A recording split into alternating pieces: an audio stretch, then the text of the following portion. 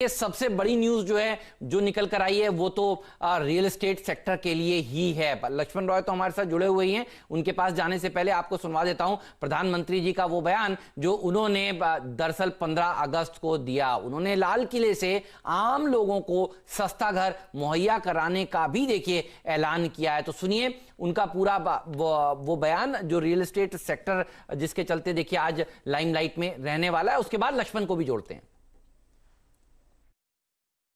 मध्यम वर्ग में जो गरीबी से बाहर निकला है उसका पहला सपना होता है अपना घर होना चाहिए। वो एक बराबरी की जिंदगी जाना चाहता है। देश में बहुत बड़ा काम हमने ईएमआई के क्षेत्र में किया और उसके कारण होम लोन सस्ते हुए। और जब एक घर के लिए लोन लेता है तो लोन पूरी करते करते करीब 6 लाख रुपया तो उसके छूट मिल जाती है। यह इतना ही नहीं, पिछले दिनों ध्यान में आया कि बहुत गरीब मध्यम वर्ग के परिवारों ने पैसे लगाए हुए हैं लेकिन योजनाएं पूरी न होने के कारण खुद का घर मिल नहीं रहा है, किराया भरना पड़ रहा है। भारत सरकार ने 25,000 करोड़ रुपया का विशिष्ट फंड बना करके ये जो आधे अधूरे घर है उनको पूरा करके मध्यम वर्गीय परिवारों को घर मिल जाए उसके लिए हमने अब कदम उठाया है।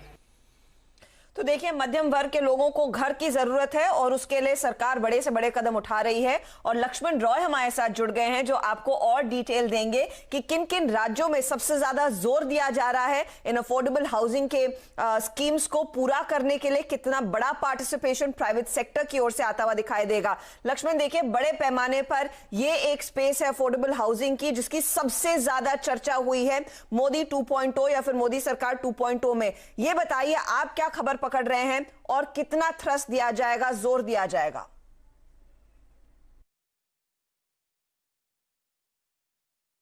देखिए दरअसल इसके लिए सरकार ने पूरे देश भर में 238 प्रोजेक्ट की पहचान की है जो सिर्फ और सिर्फ अफोर्डेबल हाउसिंग के तहत है या फिर सरकार उस घर को खरीदने के लिए सब्सिडी देगी। तो ये जो 238 प्रोजेक्ट की पहचान की गई है इसकी कुल लागत 10,37,000 करोड़ रुपए यानी करीब 10 लाख करोड़ रुपए से ज्यादा से की लागत से ये 238 प्रोजेक्ट पूरे किए जाएंगे। ये देश भर में है। जब देश भर की बात करें तो महाराष्ट्र, गुजरात, मध्य प्रदेश, उड़ीसा, चंडीगढ़, उत्तर प्रदेश समेत पूरे देश भर में फैला हुआ है प्रोजेक्ट। और इसमें मध्य प्रदेश में 45 ऐसे प्रोजेक्ट की पहचान है, तो गुजरात में 28, तो महाराष्ट्र में 12 प्रोजेक्ट की पहचान की गई है। आंध्र प्रदेश में ऐसे 19 प्रोजेक्ट की पहचान की गई है। और ये जो प्रोजेक्ट है ये अलग अलग तरीके से पूरे किए जाएंगे। मिसाल के तौर पर 99 प्रोजेक्ट ऐसे हैं जिसको ईपीसी मॉडल के तहत पूरे किए जाएंगे यानी इंजीनियरिंग प्रोक्योरमेंट कंस्ट्रक्शन मॉडल के तहत। करीब 54 प्रोजेक्ट ऐसे हैं जिसको पब्लिक प्राइवेट पार्टनरशिप के जरिए सरकार पूरा करेगी। और कई सारे प्रोजेक्ट ऐसे हैं जहां पे निजी निवेश निजी कंपनियों को कहेगी कि आप बनाइए, आप उसको इस्तेमाल करके बेचिए।